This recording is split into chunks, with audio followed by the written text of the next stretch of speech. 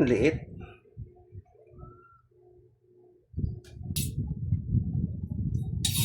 So, ayan mga kabihero, may tutuliin po tayo.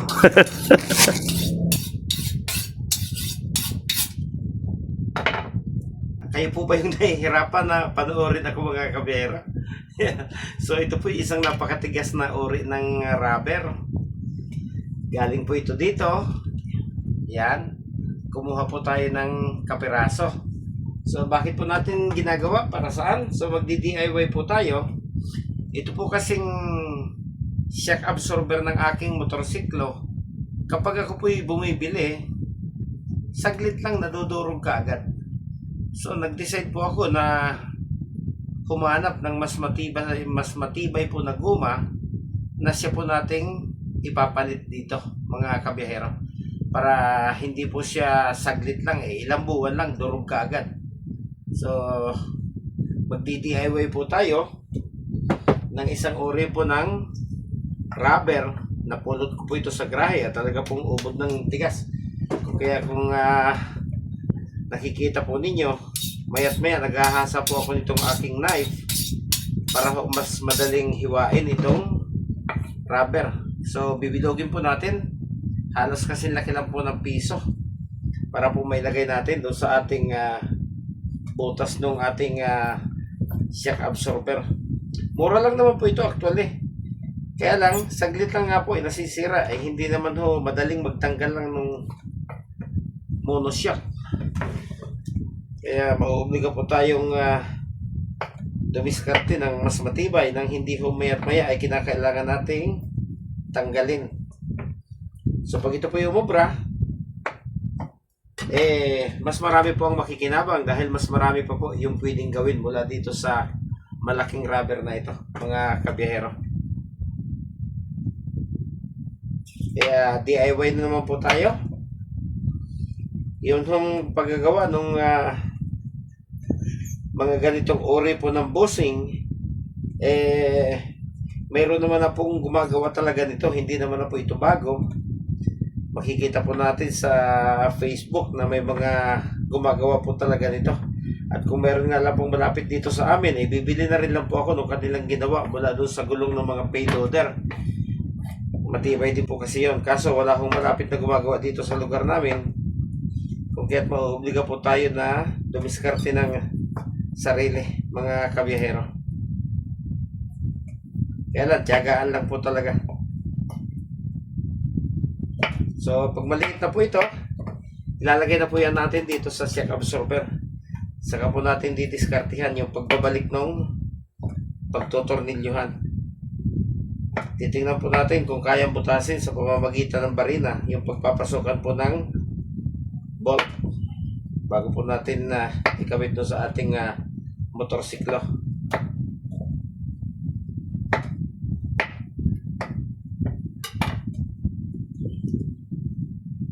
Ayan, kulang pa, medyo malaki pa yung kailangan nating gawin.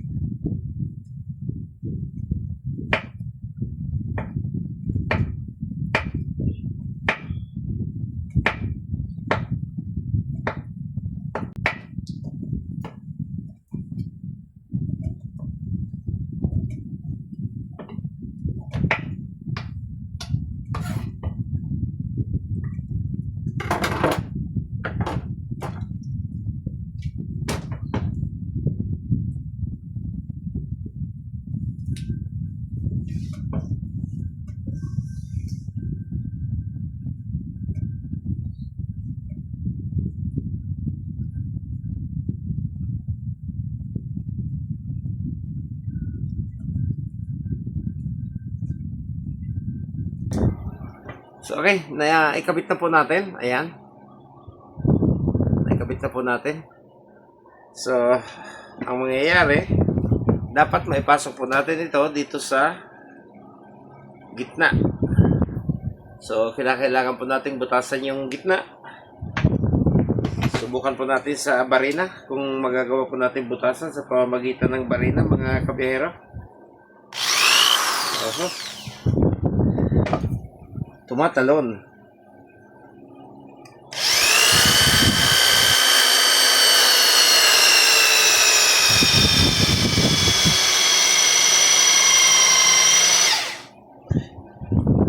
siya kahit guma, ah.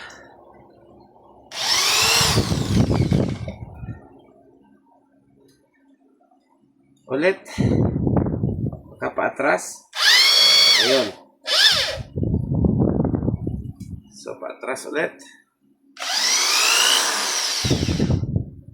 Abante ulit.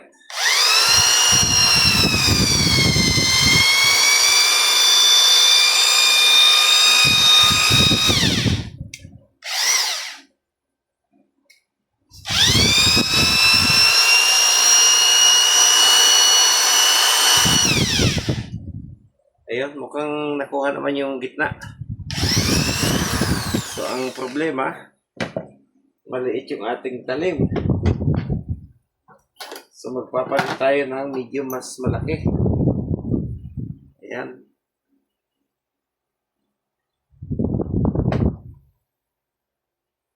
Papalitan po natin ng mas malaki.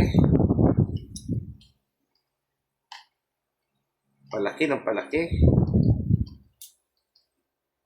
Para mapagkasya po natin yung pinakang housing ng bolt sa oras na ikinabit na po natin. Ayun, mainit.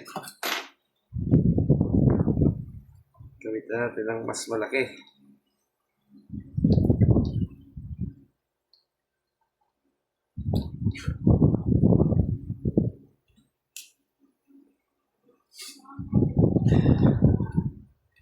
Reklamo. Mabaho daw po amoy goma. Siyempre amoy goma po yan. Dahil goma po talaga yung ating pinaparina. Ayan. Subok ulit.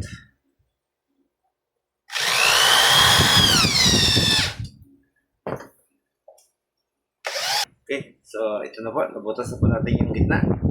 Kaya lang, malaki po yung kailangan nating bawasin para maipasok po natin. Ayan. Nagpalit po tayo ng mas mataba-taba pa. Subukan po natin kung obra.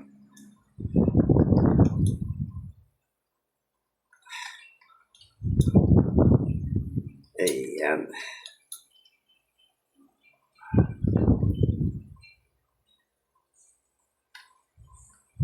Sana umubra. Okay.